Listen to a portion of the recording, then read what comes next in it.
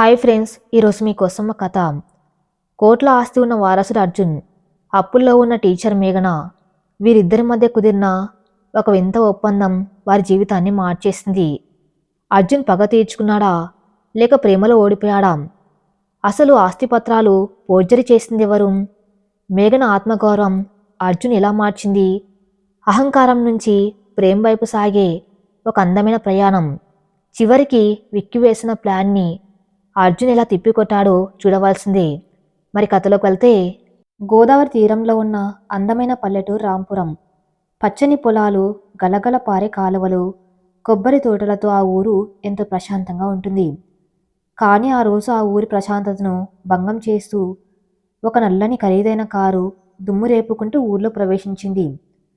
రచ్చబండ మీద కూర్చున్న ముసలివాళ్ళు, పొలం పనులకు వెళ్తున్న రైతులు ఆ కారును వింతగా చూడసాగారు. ఎవర్రా అది? ఆ కారు చూస్తుంటే పట్నం నుంచి ఎవరో పెద్ద ఆసామి వచ్చినట్టు ఉంది అన్నారు రంగయ్య. నీకు తెలియదా? మన ఊరి చివర ఉన్న ఆ పెద్ద బంగ్లా వారసుడు వస్తున్నాడట. 20 ఏళ్ల క్రితం వాళ్ళ నాన్న చనిపోయాక పట్నం వెళ్ళిపోయారు కదా, ఇప్పుడు ఆ కొడుకు వచ్చాడంట అని బదులిచ్చాడు.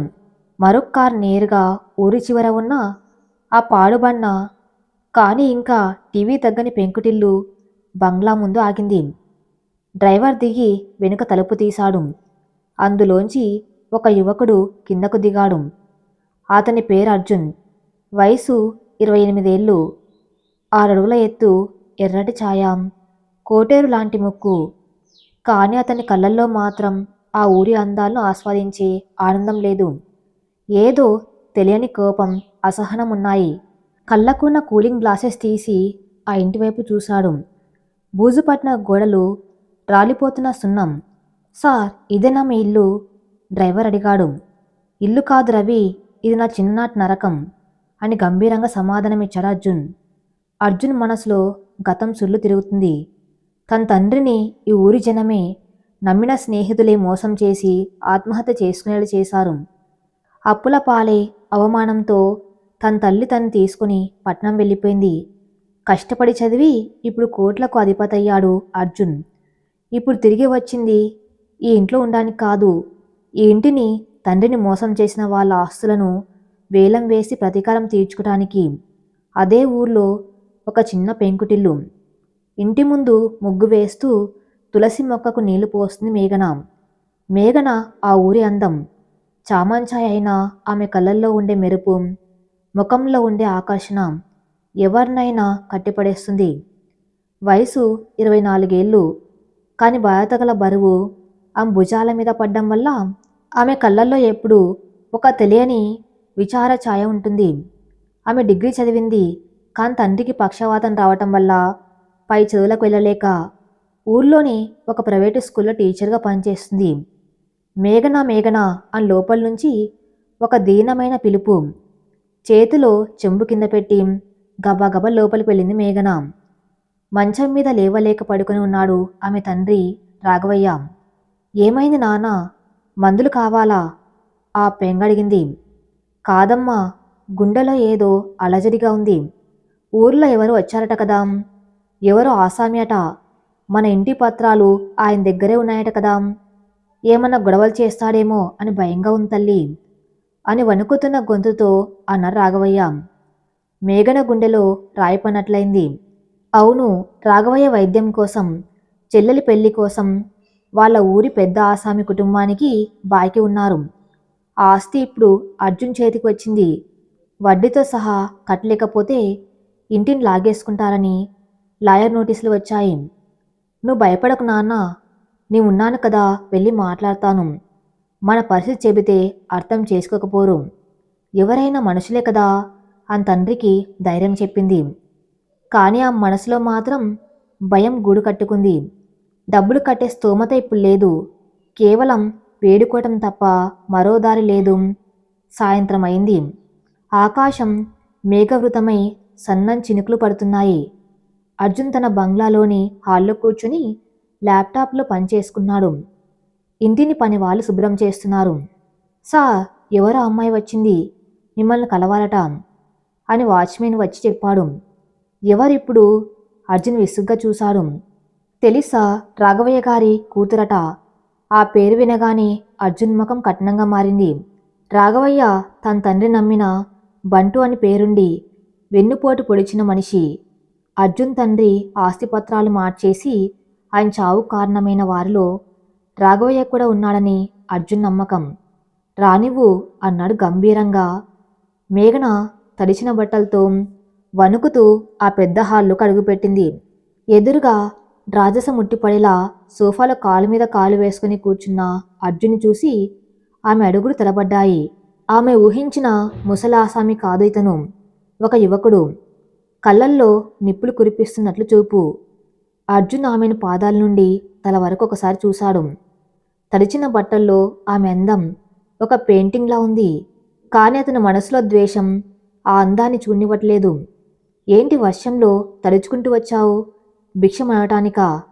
అర్జున్ మాటలు కత్తిలా దూసుకువచ్చాయి. మేఘన ఉలిక్కిపడింది. అంతటి అందమైన మనిషి నోటి నుంచి ఇంతటి కఠినమైన మాటలు వస్తున్నాయని ఊహించలేదు. ఆమె తన ఆత్మగౌరవాన్ని కూడా తీసుకుంది. నేను భిక్షం అడ్డానికి రాలేసా, న్యాయం అడ్డానికి వచ్చాను. మీ లాయర్ గారు మా ఇంటిని వేలం వేస్తామని నోటీసులు పంపారు. మా నాన్నగారికి ఆరోగ్యం బాగులేదు. మాకు కొంచెం సమయం ఇవ్వండి, మీ బాకీ తీర్చేస్తామని నిలకడగా చెప్పింది. అర్జున్ వికటంగా నవ్వాడు. లేచి నిలబడి ఆమె దగ్గరకు నడుచుకుంటూ వచ్చాడు. న్యాయం న్యాయం గురించి రాఘవయ్య కూతురు మాట్లాడుతుందా? 20 ఏళ్ల క్రితం నా తండ్రి కాళ్ళ దగ్గర పనిచేస్తూ ఆయన సంతకాన్ని ఫోర్జరీ చేసి మా ఆస్తులు కాజేసినప్పుడు న్యాయం ఎక్కడికి వెళ్ళింది? ఆ రోజు మేం రోడ్న పడితే ఈ ఊరు మా వైపు చూడలేదు. ఇప్పుడు నువ్వు వచ్చి న్యాయం అడిగితే నీ వినాలా అని గట్టిగా అరిచాడు. మేఘనకు ఆ మాటలు అర్థం కాలేదు. తన తండ్రి ఫోర్జరీ చేశాడా? అబద్ధం. తన తండ్రి నిజాయితీకి మారిపోయారు. మీరు తప్పుగా అర్థం చేసుకున్నారు సార్. మా నాన్నగారు అలాంటి వారు కాదు. ఎవరో మీకు తప్పుగా చెప్పారు. ఆయన మీ నాన్నగారిని దేవుళ్ళ కొలిచేవారు అని వాదించింది మేఘన. నోర్ముయ్! అర్జున్ అరుపుకి గోడలు ప్రధ్వనించాయి. ఆధారాలున్నాయి కాబట్టి మాట్లాడుతున్నాను.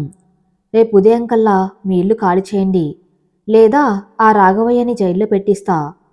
అప్పు ఎలాగో తీర్చలేరు, కనీసం జైలు కూడినా తినమని చెప్పు అన్నాడు నిర్దాక్షిణంగా. మేఘన కలల్లో నీళ్లు తిరిగాయి. కోపం, బాధ రెండు పోటెత్తాయి.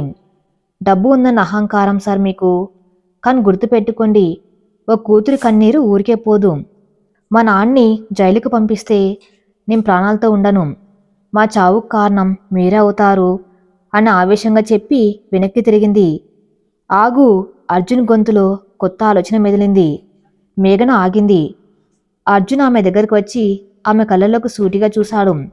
చావు బెదిరింపులకు భయపడే మనిషి కాదు అర్జున్. కానీ ఆమె కళ్ళల్లో ఉన్న ఆవేదన అతన్నెక్కడో తాకింది. అంతేకాక వారిని చంపేస్తే తన పగ చల్లారదు. వాళ్ళు కష్టపడాలి, తన కాళ్ళ దగ్గర బానిసల్లా బతకాలి. అప్పుడే తన తండ్రి ఆత్మకు శాంతి. చావటం చాలా తేలిక మేఘన, బతకడమే కష్టం. నీకు ఒక ఆఫర్ ఇస్తున్నాను అన్నాడు అర్జున్. మేఘన ప్రశ్నార్థకంగా చూసింది. నీ బాకీ మొత్తం మాఫీ చేస్తాను. మీ ఇంటిని కూడా మీకే రాసిస్తాను. కానీ రాబోయే 6 నెలలు నువ్వు ఇంట్లో పని మనిషిగా కాదు, నా పర్సనల్ అసిస్టెంట్గా పనిచేయాలి. ఈ ఎస్టేట్ పనులన్నీ చూసుకోవాలి, నేను చెప్పించేయాలి. ఉదయం 6 గంటల నుంచి రాత్రి 10 గంటల వరకు ఇక్కడే ఉండాలి. ఒక్కరోజు సెలవు పెట్టినా డీల్ క్యాన్సిల్. వెంటనే ఇల్లు లాక్కుంటాను. ఏమంటావు?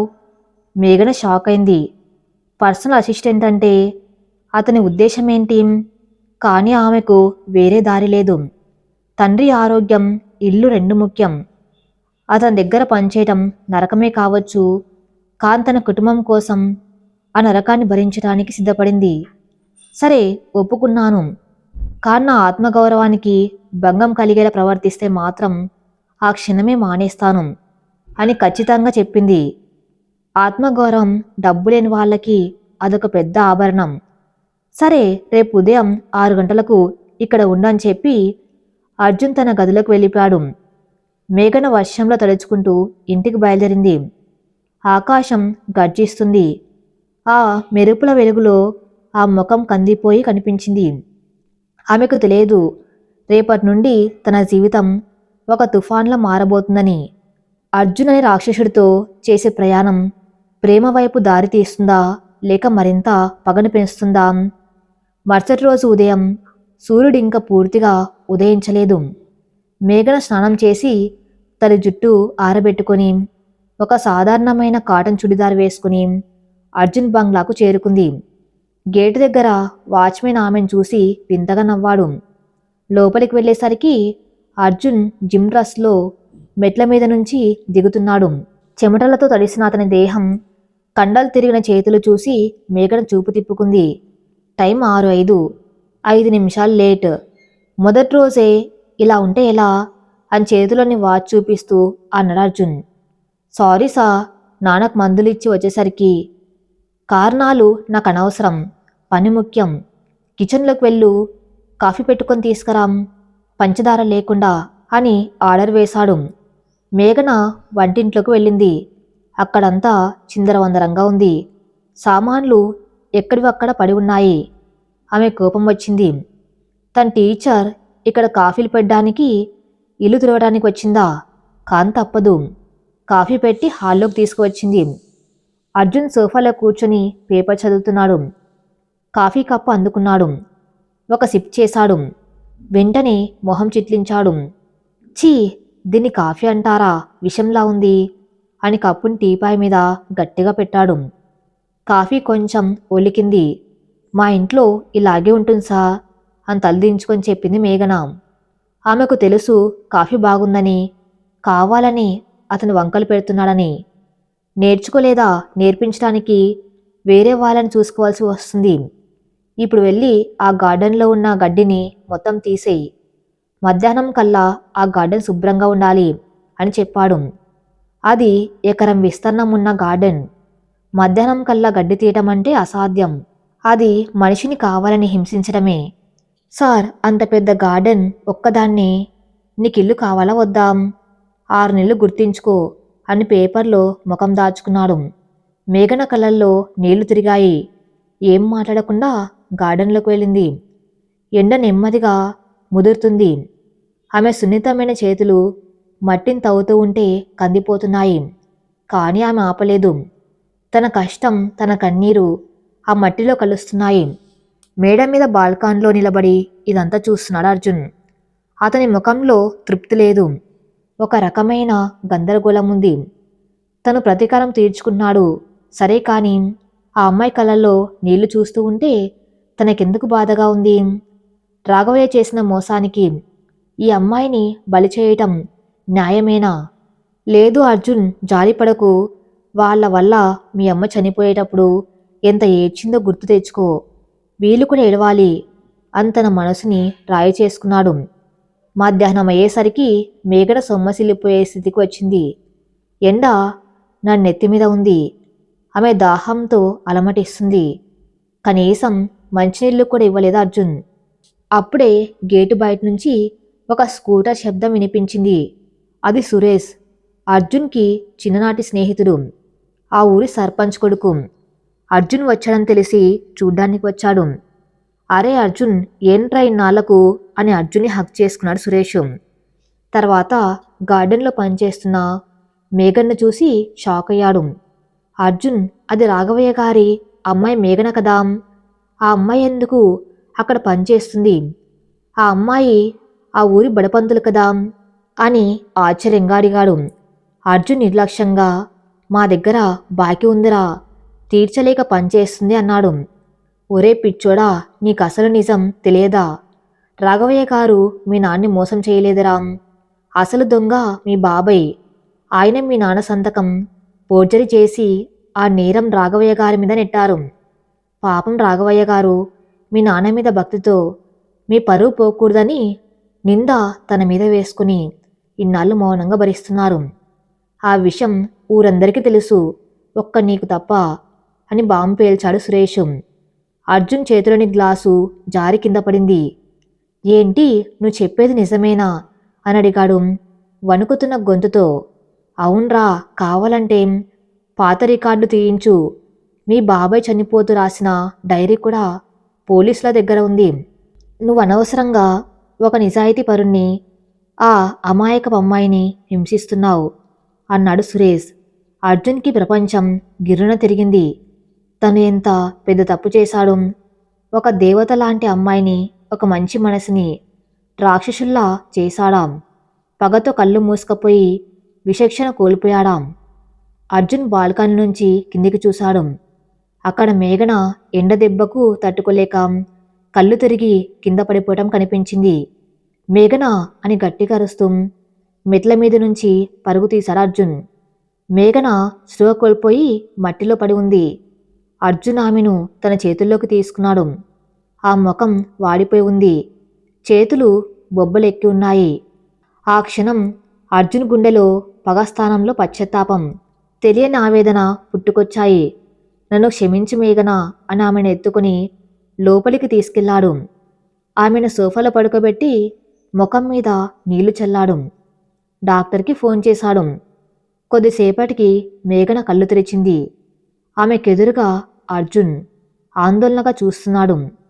అతని కళ్ళల్లో ఇందాకటి అహంకారం లేదు, నీళ్లు ఉన్నాయి. సార్, గార్డెన్ పని అని నీరసంగా అనబోయింది మేఘన.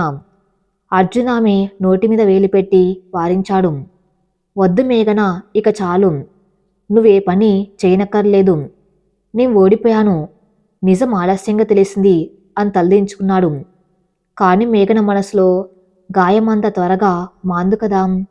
ఆమె అతని చేతిని విదిలించుకొని లేచి కూర్చుంది. మీరు ఓడిపోలేసా, మీ డబ్బు గెలిచింది, నా పేదరికం ఓడిపోయింది.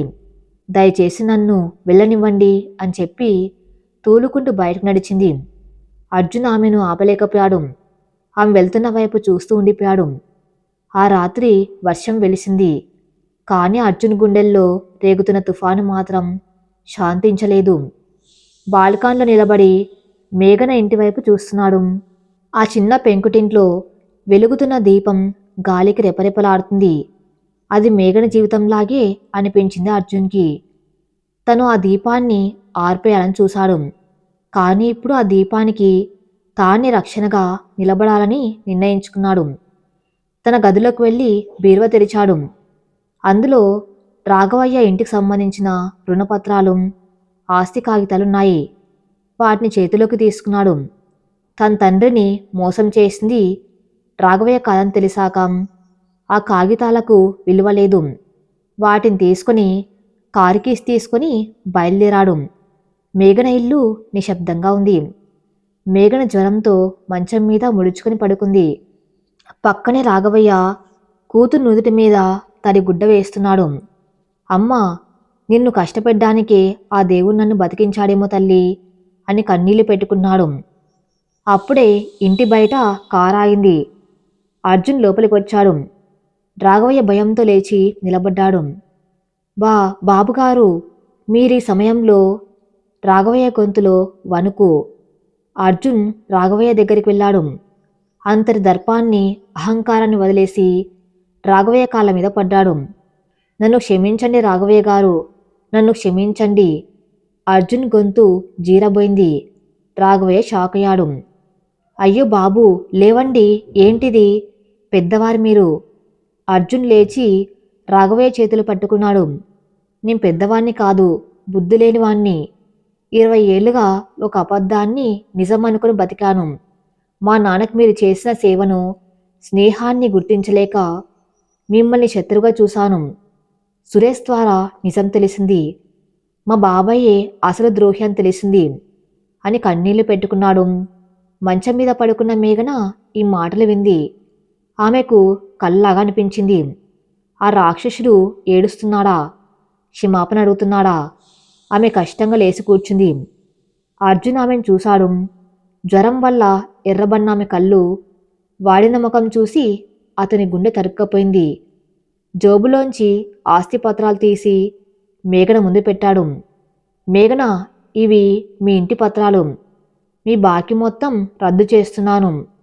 అంతేకాదు, మీ నాన్నగారికి జరిగిన అవమానానికి, నేను నిన్ను పెట్టిన హింసకు పరిహారంగా నా ఎస్టేట్లో కొంత భాగం మీ పేరున రాస్తాను. దయచేసి నన్ను క్షమించు అన్నాడు. మేఘన కాగితాల వైపు చూసింది. తర్వాత అర్జున్ కళ్ళలోకి సూటిగా చూసింది.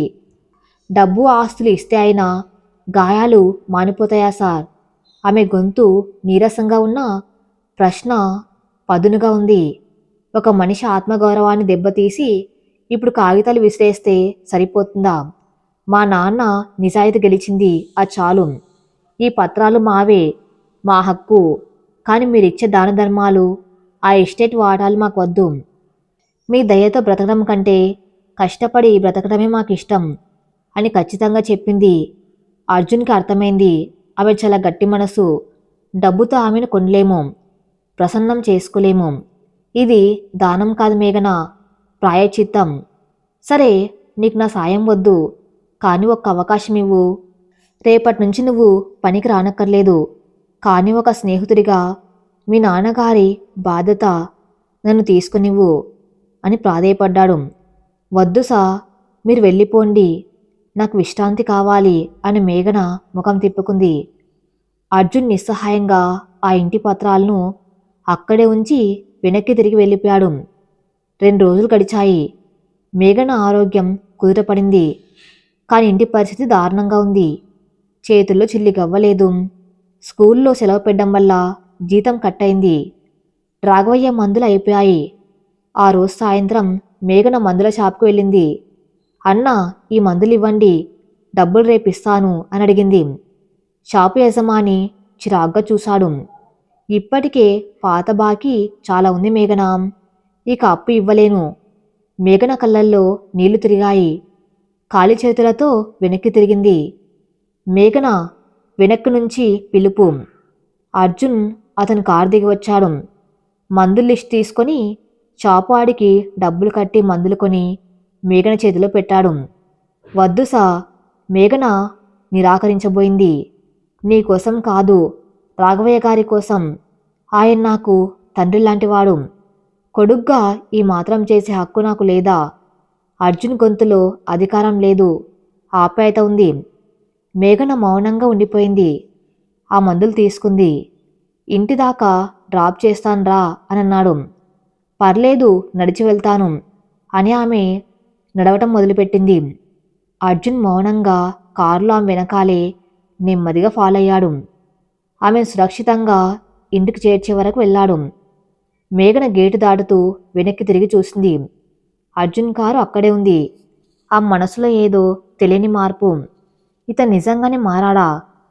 మరుసటి రోజు ఉదయం మేఘన నిద్ర లేచేసరికి ఇంటి బయట సందడిగా ఉంది. బయటకు వచ్చి చూస్తే అర్జున్ బనియాను లుంగి కట్టుకొని, తల పాగా కట్టుకొని రాఘవయ్య ఇంటి పెరట్లో ఉన్న పచ్చి మొక్కలను నరుకుతున్నాడు. అతని ఒళ్ళంతా చెమటలతో తడిసిపోయింది. మేఘన షాక్ అయింది. సా, మీరేంటిక్కడ? ఈ వేషమేంటి? అర్జున్ నవ్వుతూ నుదుటి మీద చెమట తుడుచుకున్నాడు. గుడ్ మార్నింగ్ మేఘన, రాఘవయ్య గారు చెప్పారు పెరట్లో పాములు వస్తున్నాయని, అందుకే శుభ్రం చేస్తున్నా. అయినా నేను రైతు బిడ్డనే కదా, ఈ పనులు నాకేం కొత్త కాదు అన్నాడు. పనివాళ్ళు ఉన్నారు కదా సార్, పనివాళ్ళు చేస్తే కూలి అవుతుంది, నేను చేస్తే సేవ అవుతుంది. నీకు చెప్పాను కదా ప్రాయచిత్తం చేసుకున్నానని అని మళ్ళీ పనిలో పడ్డాడు. అక్కడే కూర్చులో కూర్చున్న రాఘవయ్య మురిపంగా చూస్తున్నాడు. చూసావా మేఘన, చిన్నబాబు అచ్చం వాళ్ళ నాన్నలాగే ఉన్నారు. ఎంత మంచి మనసో. మేఘన గుండెల్లో ఒక సన్నని పొర కదిలింది. కోట్ల ఆస్తి ఉన్న మనిషి తన ఇంటి పెరట్లో కలుపు మొక్కలు తీస్తున్నాడు. అది తన క్షమాపణ కోసం. అతనిలో నిజాయితీ ఆమె కనిపించింది. ఆమె లోపలికి వెళ్ళి మజ్జిగ గ్లాస్ తీసుకుని వచ్చింది. సార్ తాగండి అని అందించింది. అర్జున్ ఆనందంగా ఆ గ్లాస్ తీసుకున్నాడు. థ్యాంక్స్, నిన్నటి కాఫీ కంటే ఈరోజు ఈ మజ్జిగ చాలా బాగుంది అని నవ్వాడు. ఆ నవ్వులో స్వచ్ఛత చూసి మేఘన పెదవుల మీద కూడా చిన్న చిరునవ్వు మెరిసింది. అది చూసి అర్జున్ మైమర్చిపోయాడు. ఇన్నాళ్ళు కోపంగా చూసిన ఆ కళ్ళు నవ్వితే ఇంత అందంగా ఉంటాయా? రోజులు గడుస్తున్నాయి. అర్జున్ రోజు ఏదో ఒక సాకుతో మేఘన ఇంటికి రావటం, రాఘవయ్యతో మాట్లాడడం, చిన్న చిన్న సహాయాలు చేయటం అలవాటు చేసుకున్నాడు. మేఘన కూడా అతనితో మాట్లాడడం మొదలుపెట్టింది. వారి మధ్య ఉన్న మంచు కరగటం మొదలైంది. కానీ విధి ఎప్పుడూ సరళంగా ఉండదు కదా. ఒకరోజు అర్జున్ పట్నం వెళ్ళవలసి వచ్చింది. అదే రోజు రాత్రి రాఘవయ్య గుండెపోటు వచ్చింది. మేఘన భయంతో వణికిపోయింది. అంబులెన్స్కి ఫోన్ చేసింది, కానీ అది రావటానికి గంట పడుతుందన్నారు. ఆటో వాళ్ళు ఎవరు లేరు. వర్షం జోరుగా పడుతుంది. ఏం చేయాలో తెలియక మేఘన ఏడుస్తూ రోడ్డు మీదకి వచ్చింది, ఎవరైనా సాయం చేస్తారేమో అని. సరిగ్గా అప్పుడే అర్జున్ కారు దూరం నుంచి వస్తుంది. పట్నం నుంచి తిరుగు ప్రయాణంలో ఉన్నాడు. రోడ్డు మీద తడుస్తూ ఏడుస్తూ నిలబడ్డ మేఘను చూసి కారు ఆపాడు. మేఘన, ఏమైంది? నాన్నకి గుండెపోటు సార్, కాపాడండి అని అర్జున్ని పట్టుకుని ఏడ్చేసింది. అర్జున్ ఒక్క క్షణం కూడా ఆలస్యం చేయలేదు. రాఘవయ్యని ఎత్తుకుని కారులో పడుకోబెట్టాడు. ధైర్యంగా ఉండే మేఘన, నీవున్నాను కదా, ఆయనకేం కాదు అని కారును వేగంగా హాస్పిటల్ వైపు పోనించాడు. హాస్పిటల్లో చేర్పించారు. డాక్టర్లు ఐసీయూలోకి తీసుకెళ్లారు. మేఘన బయట బెంచ్ మీద కూర్చుని ఏడుస్తుంది. అర్జున్ ఆమె పక్కనే కూర్చున్నాడు. మేఘన, ఏడవకు, డాక్టర్లు చూస్తున్నారుగా, అంత మంచి జరుగుతుంది అని ఆమె భుజం మీద చేయి వేసి ఓదార్చాడు. మేఘన తట్టుకోలేకపోయింది. అర్జున్ గుండెలకు హత్తుకుని బోర్న విలిపించింది. నాకెవ్వరు లేదు సార్, నాన్నకేమైనా అయితే నీ బతకలేను. ఆమె కన్నీళ్లు అర్జున్ చొక్కాను తలుపుతున్నాయి. ఆ స్పర్శ అర్జున్కి కొత్త బాధను గుర్తు చేసింది. నీకెవరు లేకపోవడం ఏంటి మేఘనా, నేనున్నాను కదా, నేనున్నంత వరకు మీ నాన్నకి నీకు ఏ కష్టం రానియను. ఇది నా ప్రాణం మీద ఒట్టు అని మాటిచ్చాడు. ఆ క్షణం ఆ హాస్పిటల్ కారిడార్లో వర్షం సాక్షిగా వారిద్దరి మనసులు కలిశాయి. అది కేవలం కృతజ్ఞత మాత్రమేనా, లేక అంతకంటే బలమైన బంధమా? ఇంతలో డాక్టర్ బయటకు వచ్చాడు. అర్జున్ గారు, చెప్పండి డాక్టర్, రాఘవయ్య గారికి ఎలా ఉంది? ప్రాణాపాయం తప్పింది, కానీ ఆయన గుండెల్లో 3 వాల్స్ బ్లాక్ అయ్యాయి. అర్జెంటుగా ఆపరేషన్ చేయాలి. దానికి 10 లక్షల వరకు ఖర్చు అవుతుంది అన్న డాక్టర్. మేఘన ఆ మాట విని కుప్పగూలిపోయింది. 10 లక్షల? తన జీవితం అమ్మినా అంత రాదు. కానీ అర్జున్ డాక్టర్ వైపు చూసి, డబ్బు గురించి ఆలోచించకండి డాక్టర్, 10 లక్షలు కాదు, 1,00,00,000 రూపాయలైనా పర్లేదు, నాకు మనిషి దక్కటం ముఖ్యం, ఇప్పుడే ఏర్పాటు చేయండి అని చెప్పాడు. మేఘన ఆశ్చర్యంగా అర్జున్ వైపు చూసింది. తన కోసం, తన తండ్రి కోసం ఇతను ఎంతకైనా తెగిస్తున్నాడు. కానీ కథలో ట్విస్ట్ ఇక్కడే మొదలైంది. హాస్పిటల్కి వచ్చిన అర్జున్ని చూడ్డానికి అతని బాబాయ్ కొడుకు విక్కీ అక్కడికి వచ్చాడు. విక్కీ దుర్మార్గుడు. అర్జున్ ఆస్తి మొత్తం తనకే దక్కాలని ప్లాన్ చేస్తున్నాడు. అర్జున్ ఒక పేద అమ్మాయికి, అది తమ శత్రువు కూతురికి ఇంత డబ్బు కట్ చేస్తున్నాడని తెలిసి మండిపోయాడు. అన్న, ఆ ముసలోడి కోసం 10 లక్షలా? నీకేమైనా పిచ్చా అని అడిగాడు విక్కీ. పిచ్చి నాకు కాదురా, మానవత్వం లేని నీకు. ఇంకోసారి వాళ్ళ గురించి తప్పుగా మాట్లాడితే చంపేస్తా అని అర్జున్ వార్నింగ్ ఇచ్చాడు. దూరం నుంచి చూస్తున్న మేఘనకి అర్థమైంది, అర్జున్ తన కోసం సొంత వాళ్ళని కూడా ఎదిరిస్తున్నాడని. ఆపరేషన్ సక్సెస్ అయింది. రాఘవయ్య కోలుకున్నాడు. ఒక రాత్రి మేఘన అర్జున్ దగ్గరికి వచ్చింది. ఎందుకు సార్, మా కోసం ఎందుకు ఇన్ని చేస్తున్నారు? కేవలం పశ్చాత్తాపం కోసమేనా అని అడిగింది. అర్జున్ ఆమె కళ్ళలోకి చూశాడు. మొదట్లో పశ్చాత్తాపమే మేఘన, కానీ ఇప్పుడు ఇంకేదో ఉంది. నువ్వేడుస్తూ ఉంటే నా గుండె బరువెక్కుతుంది. నువ్వు నవ్వితే నా ప్రపంచం మెరుస్తుంది. దీన్ని ఏమంటారో నాకు తెలియదు, కానీ నీకు దూరంగా మాత్రం ఉండలేకపోతున్నాను అంత నా మనసులో మాట చెప్పకని చెప్పాడు. మేఘన మౌనంగా ఉండిపోయింది. ఆ మనసులో కూడా అదే రాగం వినిపిస్తుంది. కానీ వారిద్దరి మధ్య అంతస్తుల అంతరం, పాత పగలు, విక్కీ రూపంలో ఉన్న కొత్త శత్రువులు, ఇవన్నీ వారి ప్రేమను గెలవనిస్తాయా? హాస్పిటల్ నుంచి రాఘవయ్య డిశ్చార్జ్ అయ్యాడు. అర్జున్ దగ్గరుండి తన కారులో వారిని ఇంటికి తీసుకువచ్చాడు. రాఘవయ్యను మంచం మీద పడుకోబెట్టి మేఘనతో మందుల గురించి వివరంగా చెప్పాడు. టైంకి మందులు వేయ మేఘన, ఏ చిన్న ఇబ్బంది ఉన్నా నాకు కాల్ చేయి అన్నాడు అర్జున్. మేఘన తల ఊపింది. థ్యాంక్సా, మీరు చేసిన సాయం ఈ జన్మలో మర్చిపోలేం. అర్జున్ చిరునవ్వు నవ్వాడు. మళ్ళీ సారంటున్నావా? అర్జున్ అని పిలవలేవా అని అడిగాడు. మేఘన సిగ్గుగా తలదించుకుంది. ఆ సిగ్గులో ఎంతో అందముంది. 2 రోజుల తర్వాత రాత్రి 8 గంటల సమయం. ఆ రోజు అమావాస్య కావటంతో బయట చిమ్మ చీకటిగా ఉంది. దానికి తోడు ఊర్లో కరెంట్ పోయింది. మేఘన వంటగదిలో ఏదో పని చేసుకుంటూ చీకటి పడగానే భయపడింది. ఆమెకు చిన్నప్పటి నుంచి చీకటంటే భయం. నాన్న, టార్చ్ లైట్ ఎక్కడా అని అరుస్తూ హాల్లోకి వచ్చింది. తడబడుతూ ఓ కుర్చీని ఢీకొట్టబోయింది. అప్పుడే ఎవరో ఆమె చేతిని పట్టుకుని ఆపారు. ఆ స్పర్శ వెచ్చగా భద్రంగా ఉంది. జాగ్రత్త మేఘన, ఆ గొంతు అర్జున్ది. మేఘన ఊపిరి పీల్చుకుంది. అర్జున్ గారు, మీరా? కరెంటు పోయింది, నాకు భయంగా ఉంది. నేనున్నానుగా, భయం ఎందుకు అంటూ అర్జున్ తన జోబులోంచి లైటర్ తీసి వెలిగించాడు. ఆ చిన్న వెలుగులో అర్జున్ ముఖం మెరుస్తుంది. అతను పక్కనే ఉన్న కొవ్వొత్తిని వెలిగించాడు. ఆ కొవ్వొత్తి వెలుగు గదిలో మెల్లగా వ్యాపించింది. మేఘన, అర్జున్ ఇద్దరూ చాలా దగ్గరగా నిలబడి ఉన్నారు. ఏం దగ్గరంటే అర్జున్ ఊపిరి మేఘన ముఖానికి తగులుతుంది. మేఘన గుండె వేగంగా కొట్టుకోవడం అర్జున్కి సుష్టంగా వినిపిస్తుంది. అర్జున్ ఆమె కళ్ళల్లోకి సూటిగా చూశాడు. ఆ కొవ్వొత్తి వెలుగులో ఆమె కళ్ళు నక్షత్రాల్లా మెరుస్తున్నాయి. నీ కళ్ళు చాలా బాగుంటాయి మేఘన, కానీ అందులో ఎప్పుడు భయమే కనిపిస్తుంది. ఆ భయాన్ని తీసేసి ప్రేమను నింపాలని ఉంది అన్నాడు అర్జున్ మెల్లగా. మేఘన గుండె జల్లుమంది. ఆమె పెదవులు వణికాయి. అర్జున్ గారు. అర్జున్ ఆ ముఖం మీద పన్న జుట్టును తన చేత్తో నెమ్మదిగా వెనక్కి నెట్టాడు. అతని వేళ్ళు ఆమె చెంపను తాకాయి. ఆ స్పర్శకు మేఘన శరీరం గుగ్గురు పొడిచింది. ఆమె కళ్ళు మూసుకుంది. అది ఒక మౌన అంగీకారం లాంటిది. అర్జున్ ఆమెకు ఇంకా దగ్గరగా వచ్చాడు. వాతావరణం నిశ్శబ్దంగా ఉంది. వారిద్దరి శ్వాసల శబ్దం తప్ప. సరిగ్గా అప్పుడే కరెంటు వచ్చింది. ట్యూబ్లైట్ వెలుగులో ఆ మ్యూజిక్ మాయమైంది. ఇద్దరు ఉలిక్కిపడి దూరంగా జరిగారు. కాని వారి మధ్య ఏదో ఒక బలమైన బంధం ఏర్పడిందని ఇద్దరికీ అర్థమైంది.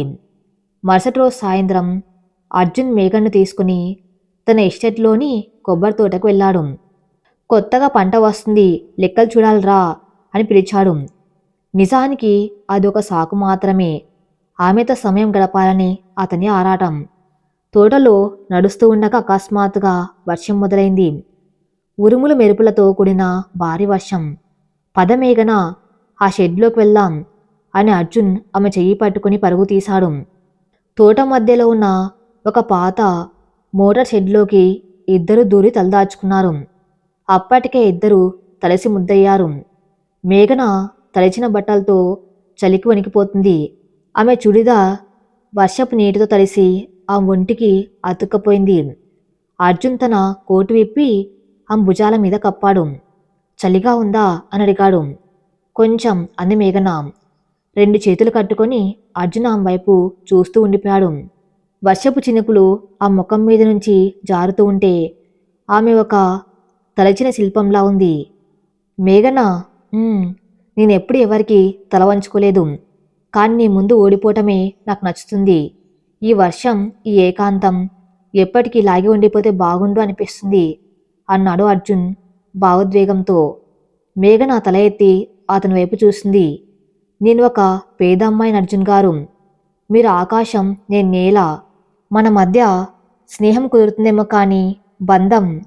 అర్జున్ ఆమె నోటి మీద వేలు పెట్టి ఆపాడు. ప్రేమకి పేద ధనిక తేడాలు తెలియవు మేఘన. అది కేవలం హృదయాలను మాత్రమే చూస్తుంది.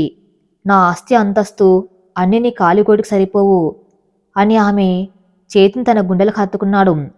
వర్షం సాక్షిగా అర్జున్ తన ప్రేమను వ్యక్తపరిచాడు. మేఘన కళ్ళల్లో ఆనంద బాష్పాలు రాలాయి. ఆమెకు తెలుసు తను కూడా అతన్ని ప్రేమిస్తుందని. కానీ భయం ఆమెను ఇంకా వెనక్కి లాగుతుంది. ఇదంతా దూరం నుంచి చూస్తున్నాడు విక్కీ. అతని కళ్ళల్లో అసూయ నిప్పులు కక్కుతుంది. ఒరే అర్జున్, ఆ భిక్షగతితో రొమాన్స్ చేస్తున్నావా?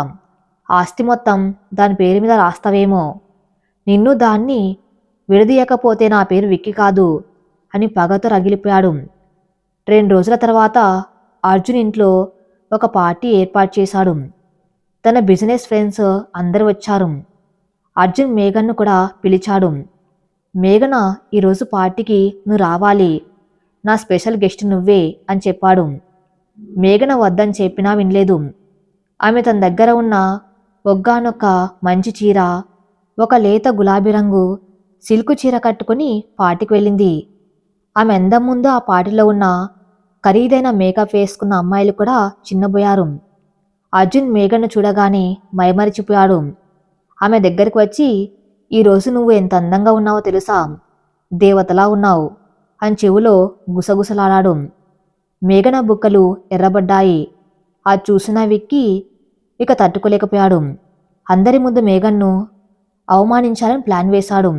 డ్రింక్ గ్లాస్ పట్టుకుని మేఘన్ దగ్గరికి వచ్చాడు విక్కీ. ఏమా మేఘన, ఈ పార్టీలో డ్రింక్స్ సర్వ్ చేయడానికి మనుషులు తక్కువయ్యారు.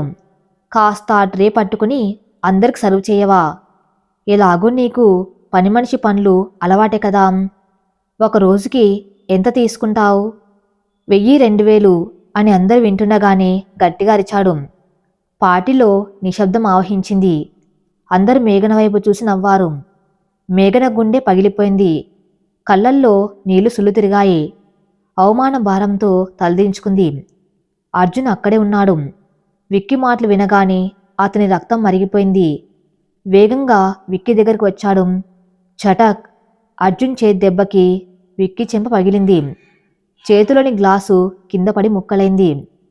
అర్జున్ విక్కీ కాలర్ పట్టుకుని గర్జించాడు. ఒరేయ్, ఇంకోసారి ఆమెను పని మనిషి అంటే నాలుగు కోస్తాం. తను పని మనిషి కాదురా, నా రాణి, ఈ ఇంటికి కాబోయే మహాలక్ష్మి, నా ప్రాణం అని అందరి ముందు ప్రకటించేశాడు. మేఘన ఆశ్చర్యంగా అర్జున్ వైపు చూస్తుంది. పార్టీలో ఉన్న అందరూ షాక్ అయ్యారు. విక్కీ అవమానంతో రగిలిపోయాడు. అన్నా, ఒక భిక్షగత్త కోసం సొంత తమ్ముని కొడతావా? ఈ రోజు నన్ను కొట్టావు, రేపు దీన్ని మోజులో పడి ఆస్తిని కూడా నాశనం చేస్తావు. చూస్తుండు, నిన్ను రోడ్డున పడేయకపోతే అప్పుడు అడుగు అని శపథం చేసి వెళ్ళిపోయాడు అర్జున్. మేఘన్ దగ్గరికి వచ్చి ఆమె చేతులు పట్టుకున్నాడు. నన్ను క్షమించి మేఘన, నా వల్లే నీకు ఈ అవమానం జరిగింది. కానీ ఇక జరగదు. ఈ క్షణం నుంచి నీ గౌరవం నా బాధ్యత. నువ్వు నన్ను పెళ్లి చేసుకుంటావా అని అందరి ముందు ప్రపోజ్ చేశాడు. మేఘన కన్నీళ్లతోనే నవ్వింది. కానీ కథ సుఖాంతం అవటానికి ఇంకా సమయం ఉంది. విక్కీ వెళ్ళిపోయింది ఓడిపోయి కాదు, పెద్ద ప్లాన్ వేయటానికి. ఆ రాత్రి విక్కీ రాఘవయ్య ఇంటికి వెళ్ళాడు. ఏమయ్యా రాఘవయ్య, నీ కూతురు నా అన్నను మాయ చేసి ఆస్తి కొట్టేయాలని చూస్తుందా? మీ అప్పు తీరింది కదా అని రెచ్చిపోతున్నారా? రేపు ఉదయంలోపు మీరిద్దరూ ఈ ఊరు వదిలి వెళ్ళకపోతే నీ కూతురి శీలం, నీ ప్రాణం రెండు దక్కవు అని భయంకరంగా బెదిరించాడు. గుండె జబ్బు ఉన్న రాఘవయ్య ఆ బెదిరింపులకి తట్టుకోలేకపోయాడు. మరుసటి రోజు ఉదయం అర్జున్ ఉత్సాహంగా మేఘన్ ఇంటికి వెళ్ళాడు పెళ్లి గురించి మాట్లాడడానికి. కానీ అక్కడ ఇల్లు ఖాళీగా ఉంది. తలుపుకి తాళం వేసి ఉంది. మేఘన అని పిలిచాడు. సమాధానం లేదు. పక్కింటి వాళ్ళని అడిగితే, తెలీదు బాబు, రాత్రికి రాత్రే సామాన్లు సర్దుకుని ఎక్కడికో వెళ్ళిపోయారు, చాలా భయంగా కనిపించారు అని చెప్పారు. అర్జున్ కాళ్ళ కింద భూమి కదిలింది. అర్జున్ ఆ ఇంటి గడప మీద నిలబడి మూసి ఉన్న తలుపు వైపు శూన్యంగా చూస్తున్నాడు. మేఘన ఎక్కడికి వెళ్ళి ఉంటుంది? ఎందుకు వెళ్ళిపోయింది? నిన్న రాత్రి తన కళ్ళల్లో ప్రేమను చూశాడు కదా, మళ్ళీ మౌనం ఎందుకు? అర్జున్ మెదల్లో విక్కీ మాటలు మెదలాయి. నిన్ను దాన్ని విడదీయకపోతే నా పేరు విక్కీ కాదు. అర్జున్ కళ్ళల్లో అగ్నిపర్వతం బద్దలైంది. ఇది ఖచ్చితంగా విక్కీ పని. అర్జున్ తన కారుని బుల్లెట్ లాగా పోనిచ్చాడు. నేరుగా తన బంగ్లాకు వెళ్ళాడు. హాల్లో విక్కీ దర్జాగా సోఫాలో కూర్చుని విస్కీ తాగుతున్నాడు. ముఖం మీద నిన్న అర్జున్ కొట్టిన దెబ్బతాలు గాయం ఇంకా పచ్చిగానే ఉంది. కానీ అతని కళ్ళల్లో మాత్రం గెలిచానన్న పైశాచిక ఆనందం ఉంది. అర్జున్ చూడగానే విక్కీ నవ్వాడు. ఏంటన్నయ్యా, నీ ప్రేయస్ కనిపించడం లేదా? పాపం, పిట్ట ఎగిరిపోయిందా అంటూ వెటకారంగా అన్నాడు. అర్జున్ ఒక ఉదుటున వెళ్ళి విక్కీ గొంతు పట్టుకుని సోఫాలోంచి లేపి గాల్లోకెత్తాడు. ఒరేయ్, వాళ్ళెక్కడికి వెళ్లారు? ఏం చేశావు వాళ్ళని? అర్జున్ గర్జనకు ఆ బంగ్లా అదిరిపోయింది. విక్కీ ఊపిరాడక గిలగిల కొట్టుకున్నాడు. అయినా నవ్వుతూనే, చంపేస్తావన్నా చంపేయ్, కాని ఆ ముసలోడు ఆ పిల్ల ఎక్కడికి వెళ్లారో నీకెప్పటికీ తెలియదు. వాళ్ళు ఈ పాటికి ఈ ఊరు దాటి చాలా దూరం వెళ్ళిపోయి ఉంటారు. ప్రాణభయంతో పారిపోయారు అన్నాడు కష్టంగా. అర్జున్ విక్కిని విసిరికొట్టాడు. విక్కి వెళ్ళి గోడ గుద్దుకొని కింద పడ్డాడు. ప్రాణభయమా అంటే చంపుతానని బెదిరించావా? అర్జున్ వెంటనే తన ఫోన్ తీసి తన పిఏకి కాల్ చేశాడు. రవి, అర్జెంటుగా రాఘవయ్య గారి ఫోన్ నెంబర్ ట్రేస్ చేయి. లాస్ట్ లొకేషన్ ఎక్కడో చెప్పు. క్విక్, 2 నిమిషాలు ఉత్కంఠ. అర్జున్ అటు ఇటు తిరుగుతున్నాడు. సార్, వాళ్ళ ఫోన్ స్విచ్ ఆఫ్లో ఉంది. కానీ లాస్ట్ సిగ్నల్ 10 నిమిషాల క్రితం రామాపురం రైల్వే స్టేషన్ దగ్గర చూపించింది అని చెప్పారు రవి. అర్జున్కి ప్రాణం లేసొచ్చింది. రైల్వే స్టేషన్ వాళ్ళు ఇంకా ఊరు దాటలేదు. విక్కీ వాళ్ళకి ఏమేం జరిగితే నీ శవం కూడా దొరకదు అని హెచ్చరించి కార్ తీసుకుని రైల్వే స్టేషన్ వైపు దూసుకెళ్లాడు. రామాపురం చిన్న రైల్వే స్టేషన్. జనసంచారం తక్కువగా ఉంది. బెంచ్ మీద రాఘవయ్య దీనంగా కూర్చుని ఉన్నాడు. పక్కనే మేఘన కన్నీళ్లు పెట్టుకుంటూ లగేజ్ పట్టుకుని ఉంది. నాన్న, మనం ఎక్కడికి వెళ్తున్నాం? అర్జున్ గారికి చెప్పకుండా వెళ్ళటం న్యాయమా? మేఘన అడిగింది. రాఘవయ్య కళ్ళల్లో భయం. వద్దు తల్లి, ఆ విక్కీ చాలా దుర్మార్గుడు. మనం ఇక్కడ ఉంటే నిన్ను ఏదో ఒకటి చేస్తాడు. మన బతుకులు ఎలాగూ చిరిగిపోయాయి. అర్జున్ బాబు మంచివారే, కానీ వాళ్ళ కుటుంబంతో మనకు వద్దు. దూరం వెళ్ళిపోదాం. అప్పుడే అనౌన్స్మెంట్ వినిపించింది. విశాఖపట్నం వెళ్ళే ప్యాసింజర్ ట్రైను 1వ నెంబర్ ప్లాట్ఫారం మీదకు వస్తుంది. ట్రైన్ కూత వినిపిస్తుంది. మేఘన గుండె బరువెక్కింది. అర్జున్ని వదిలి వెళ్ళటం అంటే ప్రాణం వదిలేయటమే. కాని తండ్రి కోసం తప్పడం లేదు. వాళ్ళ లగేజ్ తీసుకుని లేచారు. సరిగ్గా అప్పుడే ఒక నల్లటి స్కార్పియో కారు స్టేషన్ బయట ఆగింది. అందులోంచి 4 రౌడీలు దిగారు. వాళ్ళు విక్కీ మనుషులు. విక్కీకి తెలుసు అర్జున్ వాళ్ళని వెతుకుతున్నాడని. అందుకే వాళ్ళు ఊరు దాటలోపు అంతమొందించాలని ప్లాన్ చేశాడు. రౌడీలు రాఘవయ్యని మేఘని చుట్టుముట్టారు. ఏమే, ఊరు వదిలి వెళ్ళమంటే ట్రైన్ కోసం వెయిట్ చేస్తున్నారా? మిమ్మల్ని పైకి పంపించమని విక్కీ బాబు ఆర్డర్ అంటూ ఒకడు కత్తి తీశాడు. మేఘన భయంతో అరిచింది. నాన్న అంటూ తండ్రికి అడ్డంగా నిలబడింది. జనం భయంతో పారిపోతున్నారు. ఎవరు సాయం రావటం లేదు. రౌడీ రాఘవయ్య మీదకు కత్తి ఎత్తాడు. మేఘన కళ్ళు మూసుకొని అర్జున్ అని గట్టిగా అరిచింది. డిషిం! ఒక బలమైన తన్ను ఆ రౌడీ గాల్లో ఎగిరి పట్టాల మీద పడ్డాడు. మేఘన కళ్ళు తెరిచింది.